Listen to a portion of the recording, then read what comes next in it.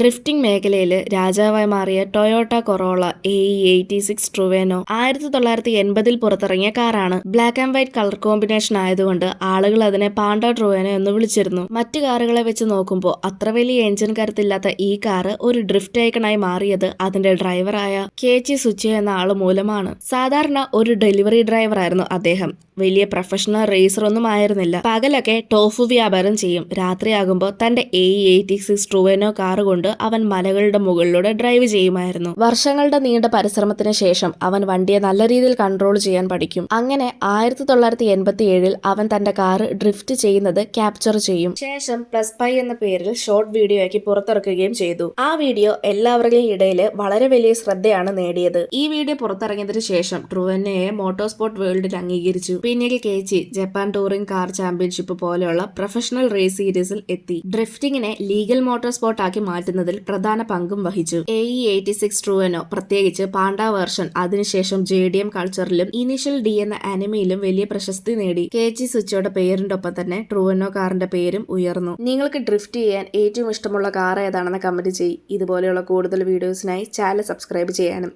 ഇൻസ്റ്റാഗ്രാമിൽ ഫോളോ ചെയ്യാനും മറക്കല്ല്.